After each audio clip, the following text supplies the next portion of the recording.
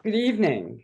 I'm Judy Brodsky. I'm a former president of both the Women's Caucus for Art and the College Art Association. I'm an artist, I'm a curator, writer, art entrepreneur, all merged under the heading of my being an activist on behalf of diversity and inclusion of people and ideas.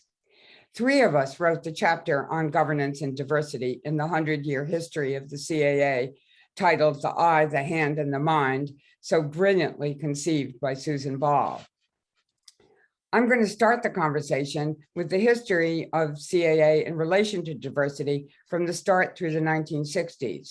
Then Mary Garrard, the second president of the Women's Caucus for Art and a former CAA board member, will talk about her personal experience as one of the leaders of the feminist revolution that took place at CAA in the 1970s. And Ferris Olin, like me, aware of multiple hats under the rubric of activism, an art historian, curator, entrepreneur, also a longtime WCA member, a former CAA board member and officer, will talk about the expansion of CAA diversity into race and ethnicity in the 1980s and beyond. In 1910, members teaching at colleges and universities came together to separate from the Western Drawing and Manual Training Association and form an association of their own based in universities. They decided to call it the College Art Association in order to identify the organization with universities where they felt art was being taught at a conceptual rather than a craft level. As long as studio was included in the mission, gender didn't seem to be much of an issue. In 1916, out of 108 individual members, 37 were women. And when the annual meeting was held at the University of Pennsylvania that year, Cecilia Bow, then teaching at the Philadelphia School of Design for Women, now Moore College, was a major speaker. And a woman, Myrtilla Avery, was president of CAA in 1939. But in 1941, the CAA board declared that CAA would be devoted to the interpretation of art only, not to its creation. At that point, the number of artists involved in governance dwindled to nothing, although artists who were teaching in institutions of higher education still remained as members. It was not until the later 1960s that an artist was allowed to be on the board. The first artist to be so elected was Robert Motherwell. So the roots of CAA were broad, involving the teaching of both studio and art history, but as they narrowed to art history only, it lost its original diversity of gender and also lost its diversity of geography, with elitist Eastern institutions like the Ivy League becoming dominant in the organization. Furthermore, its roots were all white. The issue of racial and ethnic diversity was not even a wisp of a thought on anyone who was connected to the learned societies. As the civil rights movement got underway in the 1960s, college and university instructors began to protest the lack of diversity in the organization. Younger art historians and artists formed the New Art Association, which pressured the white male elite who now dominated CAA to realize how discriminatory the organization was. As a result, CAA began to include prominent African Americans in governance. Howardina Pindell, David Driscoll, Richard Hunt, and Benny Andrews all became board members in the 1960s. But gender didn't yet enter the picture until the 1970s, despite the fact that women comprised such a substantial portion of the membership. Linda Knocklen, then a young faculty member at Vassar, was the liaison between the New Art Association and the CAA board before her involvement in feminism. It's extraordinary to me to have been a member of CAA since 1967, when I received my MFA, and to see the change. One is only to look at the conference schedule for the upcoming conferences in February and March to see the broad range of topics and the diversity of presenters. What a difference for me. I was living in Washington, D.C. in 1968, and I registered for my first CAA annual meeting, thrilled that it was taking place in D.C., and all I had to do was walk down the street to participate. So very excited and all dressed up, I went to the reception, which preceded the convocation in those days. I walked into the ballroom of the hotel, and confronted by a sea of middle-aged men in gray suits and school neckties, I walked out. It was overwhelming and forbidding. While change had been building up in the 1960s, it hadn't yet caused the entire turnaround of the organization that the feminist uprising of the early 1970s brought about. So I am now turning over the conversation to the distinguished art historian, Mary Garrard, who will tell you a little bit about the next chapter in this wonderful history of how an organization can change. Mary? Thank you, Judy. Well, in the 1970s, women brought feminism to the CAA and women transformed the organization. Fired by the National Women's Movement, women CAA members created a women's caucus in 1972 to address the concerns of women artists and art historians. As Judy pointed out, this was the primary constituency of CAA at the time. Sex discrimination at that time and later was blatant. It was more blatant than younger people today can imagine. Artists protested the exclusion of women artists from major art exhibitions, and in particular the Whitney Annual, which was the focus of a lot of demonstrators in the streets, literally. Art historians protested discrimination in academia. Although more than half of art history students were female, that number has grown over the years. Female professors at that time were scarce, very scarce. We know that because in response to the protests that were rising within CAA by the Women's Caucus, the CAA board created a committee on the status of women in 1972, a very heavy year. But the first surveys to track the status of women in art professions, the ones that told us where women stood in the field, these surveys were initiated and conducted by members of the Women's Caucus, and they were not funded by CAA, even though CAA's own committee, newly created Committee on Status of Women, was in charge with doing this. The Women's Caucus was originally part of CAA, but the CAA leadership and board forced us out, obliged us to incorporate as a separate organization called Women's Caucus for Art. I would like to register for the record that it was Miriam Shapiro who invented that name. And we all, sort of jumped around to try to figure out what we should call it, but we wound up calling it Women's Caucus for Art, a broad, generic, inclusive term. In my section of the chapter, I tell the story of the contentious relationship between, I'm going to call it WCA from now on, between WCA and CAA. I say that because those of us who were originators of all this called it the caucus. We always called it simply the caucus, even after it got another name. And that's another thing for the record to know. Now, I tell the story from my viewpoint. As Judy said, I was the second president of the Women's Caucus for Art. Anne Sutherland Harris was the first president, and Judy, as you know, was the third president. From the beginning, we WCA activists were we were also longtime CAA members, but we were treated as outsiders, and our advocacy for change was resisted at every turn. We had to fight to make the white male-dominated CAA respond to feminist issues. We had to fight to add women to the CAA board. We fought to insist that group insurance plans include pregnancy benefits, and we fought to change sex discrimination wherever we saw it. The WCA president could attend CAA board meetings and initiate resolutions, but these were treated as coming from an outside group, as board members called it. That led to the creation of what is now called affiliated societies, that is, separate organizations whose interests might diverge from the CAA membership, but they overlapped in some way or another with CAA. Now, this made sense for groups like, the Committee for South Asian Art or something like that, but it made no sense for WCA with its disproportionately huge membership. When I was president, Judy, I believe the membership rose from its early like 100 or 200 names on the list to well over 1,000 across the country. So it was becoming a very large organization. And in fact, CAA at that time was only about 5,000 or 6,000 people, a membership, I believe. So it was, as you can see, a good 20% at least of the membership of CAA. So for us, And we, by the way, advocated for over half of the CAA membership. We were advocates even for those who didn't accept us, and that was a large number. So for us, being labeled affiliate was in effect being ostracized from our own community.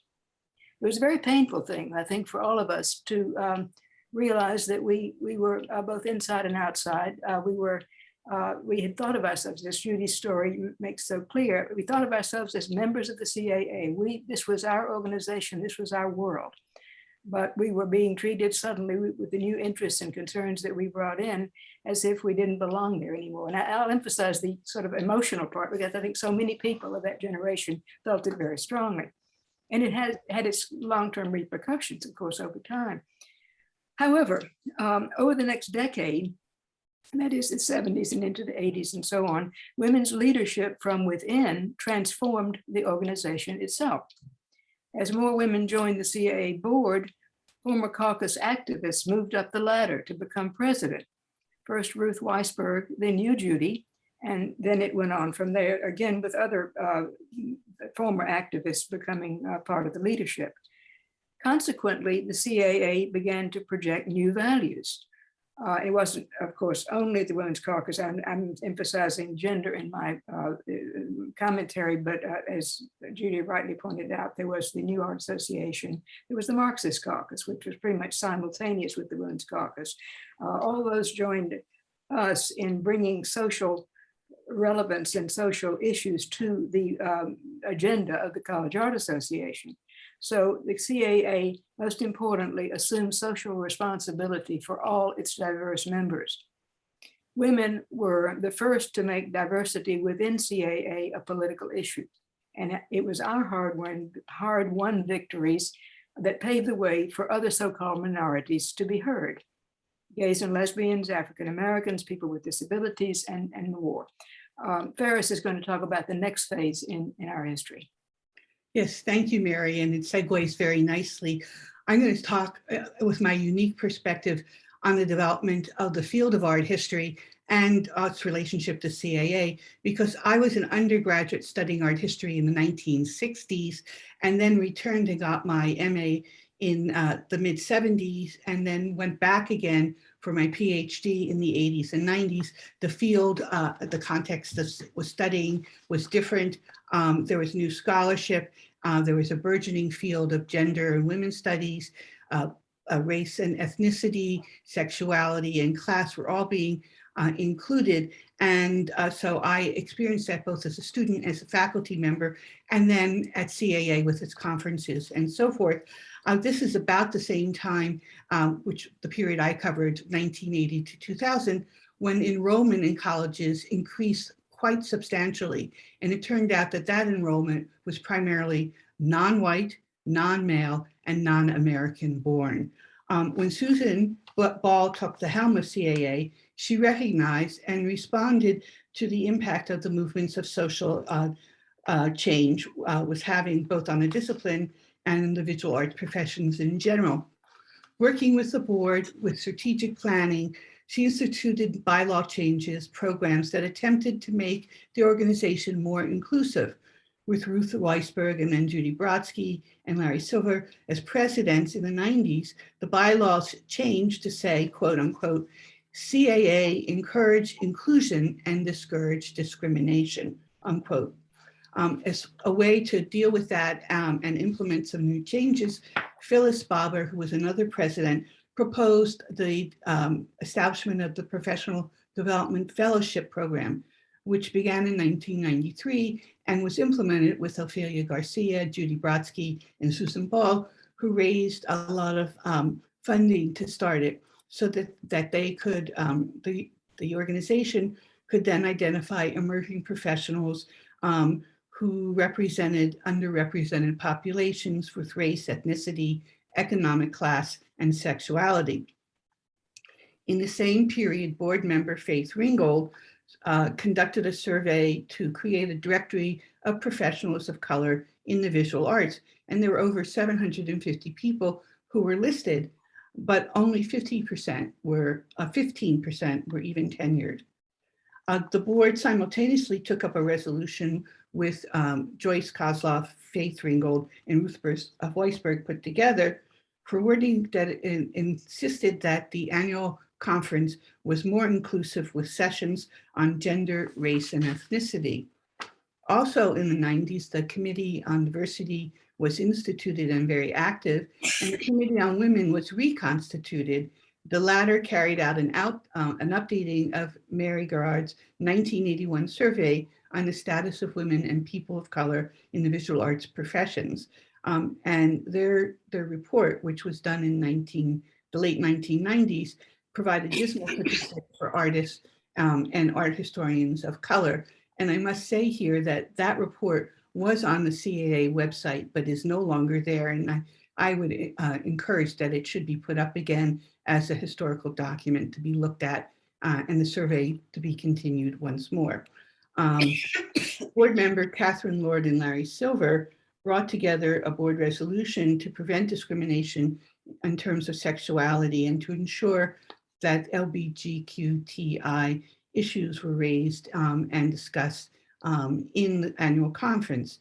Even between 1996 and 2006, CAA also expanded its horizons beyond the US borders and went to include global issues, scholars, and topics in the conference. This is another diversity which we want to talk about as well.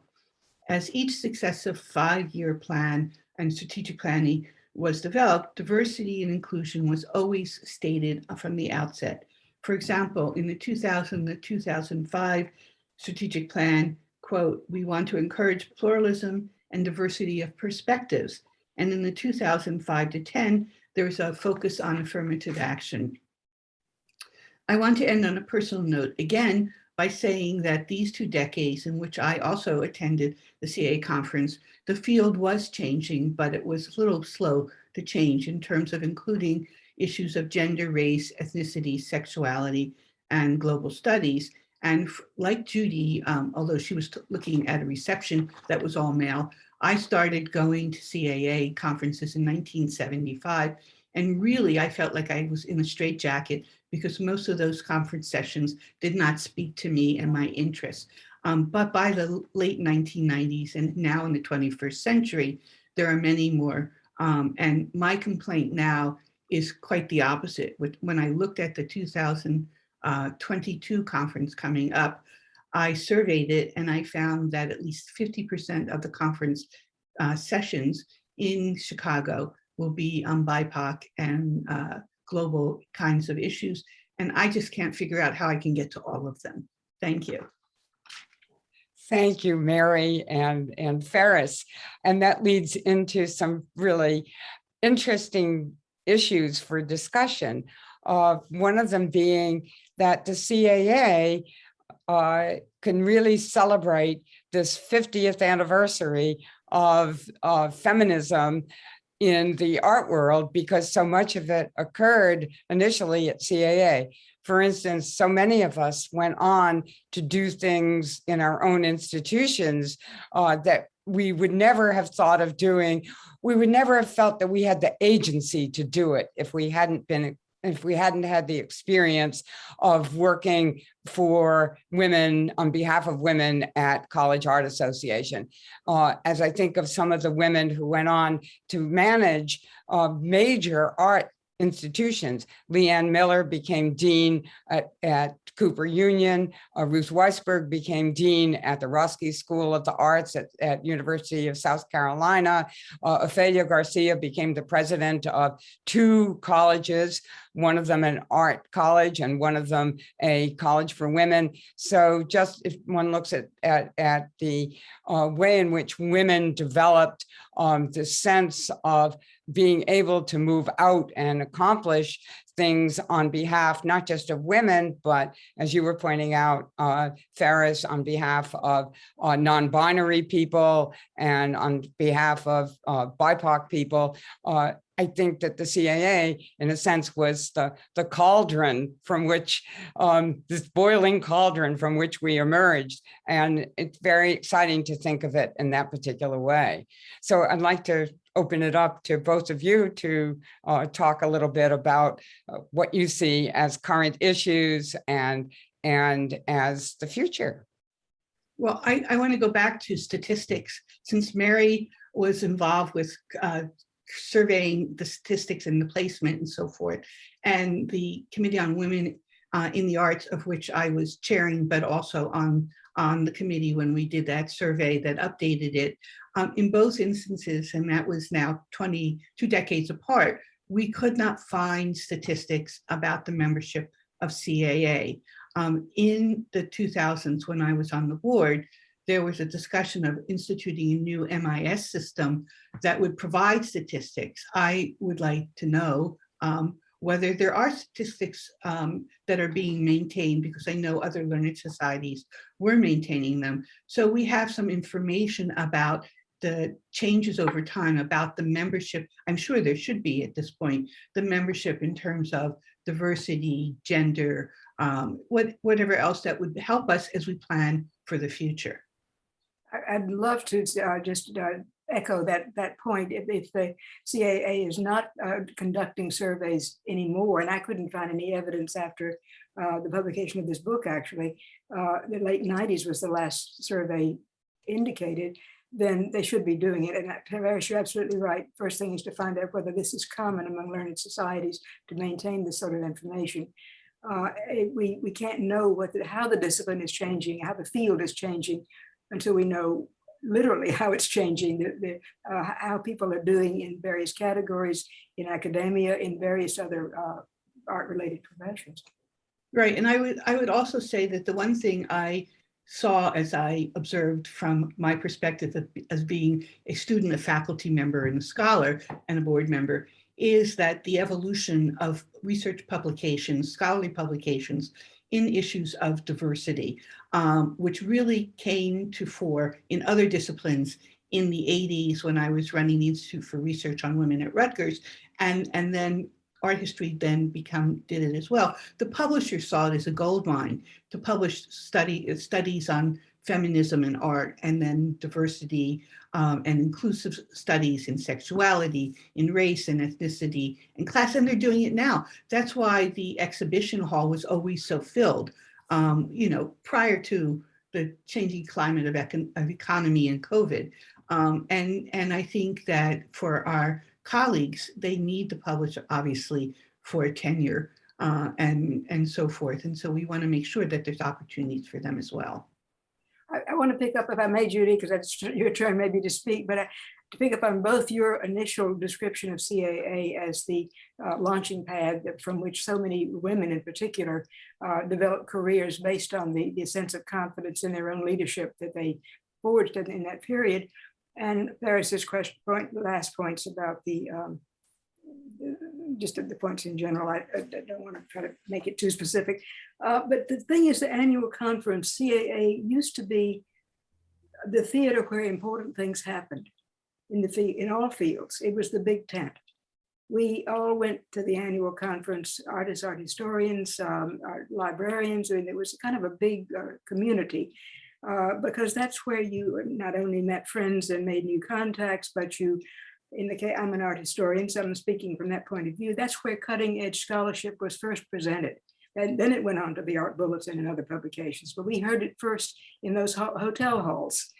That's where and Noma Brady and I conceived the idea of the volume.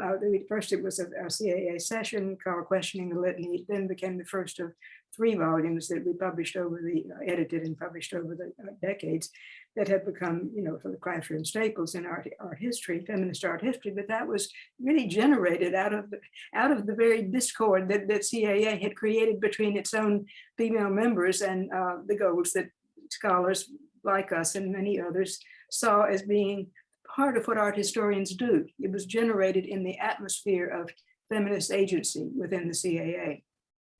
So many of us could say the same thing. I wonder about the extent to which CAA is having difficulty retaining its membership.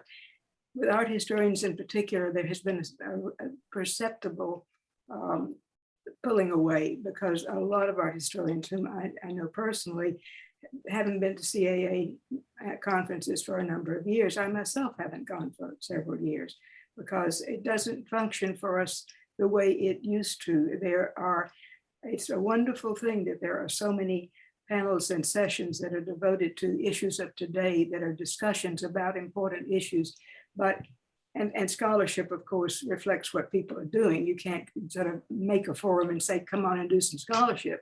But so the field itself may be changing to some extent, but the art historians at least are finding other ways to present their work at the regional conferences, at things in my field, very modern field, like Renaissance Society or 16th Century Society. Various kinds of conferences are serving stronger and more focused intellectual needs than the CAA sessions are for art historians at least doing. I just registered that as a complaint that I've heard from other art historians, and I think it's an important place to put it. Well, it's a very interesting situation because so much of the field has changed so much as well. And so now things like material culture, looking at media culture have become very important parts of art history. And so the breadth of the material that needs to be covered means that it's hard to cover individual parts sufficiently. I think there's another issue that has entered into this particular situation, which is that the institutions no longer support people to come to conferences. And so it means that individuals have to come on their own. And we all know that salaries in the liberal arts are still pretty miserable as far as being able to have discretionary funds enough to go to conferences and pay registrations. So, you know, the economic issue enters into it, the growth and the breadth of the field enters into it. So it becomes an issue of how to coordinate all of this so that it can retain that sense of community. And I agree with you that it's too bad to lose it to the regional conferences. Recently, I've had experience going to the CCAC conference, which was very lively and smaller, of course, than CAA, and with lots of the kind of interchange that you're talking about among people who were participating at the conference. So how to maintain that kind of intimacy that existed, or how to come back to it, I don't know how to do it, but it certainly is something that would be nice to achieve.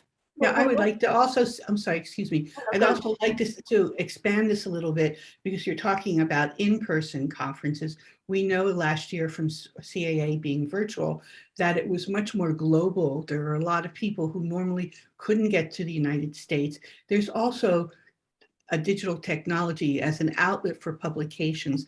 And I gather from the fact that this coming conference will be both in person but smaller in Chicago and then virtual, that's a way to begin to accommodate, because we're in a transitional period. And I do think that people between social media and digital technologies, digital publications are finding other outlets than what we're talking about. We're still thinking in the 20th century. And Judy, you have your wonderful new book on emerging digital technologies and feminist artists, and you know exactly what I'm talking about. So I gather that CA is trying to move up into the times and do more and look at what the membership wants as well. Actually, I think that's exactly the point, that CAA is doing both kinds of conferences this year. And in that sense, the digital conference can accommodate a far larger participation, far more papers. And so it's a way of having it both ways. We're having the same discussion just following the Feminist Art History Conference at American University, which just had its 7th version iteration a couple of weeks ago. And we're having the same discussion. The digital participation was wonderful, but how do we merge that, combine it with the virtues and strengths of having the in-person conference? And so I think we'll all find ways, all the different groups and associations and whatever, of bringing the potential of digital participation into some sort of relationship with the in-person. Right, And since we're also talking about diversity and inclusion, one of the things I think, we have to recognize too, if we're talking about conferences, is again, the economic status of people, younger people. A lot of people are not finding jobs, or they're adjuncts, they're temporary employees, and they're not full-time tenured faculty. It's very hard for those people. And the last time we did the survey of women and people of color, most of the people of color were on a very small number of tenure. There's a real small percentage of track and so forth. And I don't know what's happened since. Again, back to statistics, perhaps CAA should institute a survey now and find out whether the discipline is much more inclusive than it was, or at least moved from 2% up to 5 or 6%. That's an unknown. And that becomes an issue too. Of course, there have been many more hirings of people of color over the last couple of years as a result of Black Lives Matter and other movements. And one of the things that really is going to need to be looked at is, will these positions continue to be held by a diverse population, or will it revert? And that is going to be something that people really need to build into the situation to ensure that those do continue.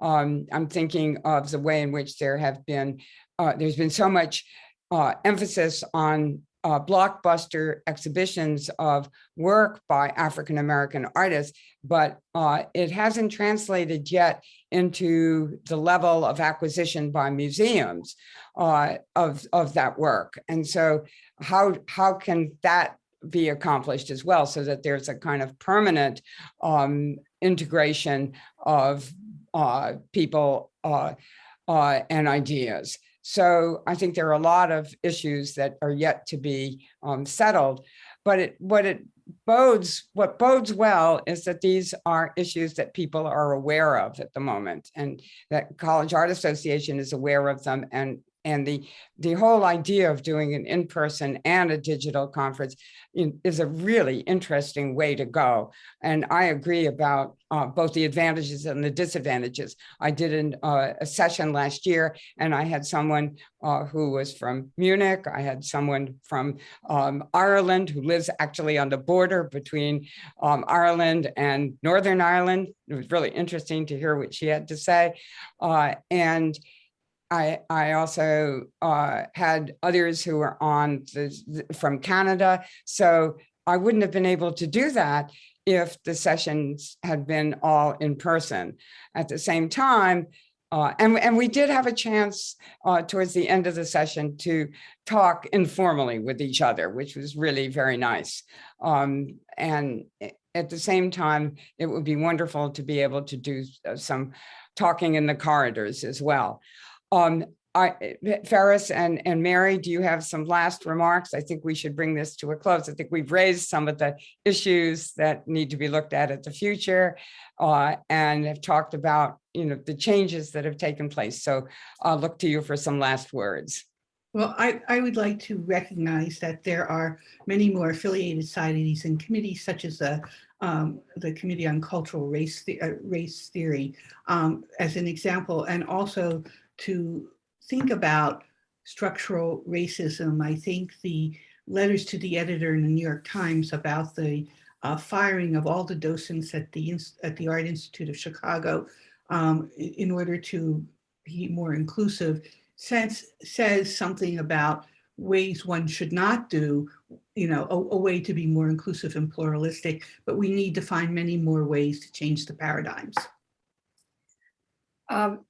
I would like to just say in conclusion that CA, the art community, the art professions are themselves in the larger picture a minority. We are an endangered species, in fact, in the world that is going more STEM and more hard science, or not even science, it should be science, but directions that tend to leave the arts and humanities behind. I was very happy to see that CAA recently helped protest the closing of arts and humanities departments across the country. I don't know how much good that does in this climate, nor do I know what good it would really do for a learned society or a society like the CAA to advocate effectively for the arts. But that seems to me a primary agenda, really, because we're seeing the closure of departments, we're seeing the constant minimization and trivialization of art in the larger world, social world as it is evolving. And it would be wonderful to see the organization develop some creative leadership in the world, in the country, and in the world in that regard. I agree. It's a huge problem. It's been a problem for a long time, and we do need to work to change that situation. And I think you're absolutely right that the CAA can play a big part in moving us towards a value system that will understand the role that the arts play in our society. Thank you very much, both of you, and we will look forward to the future. Yes, thank you, Judy. It was nice to get together.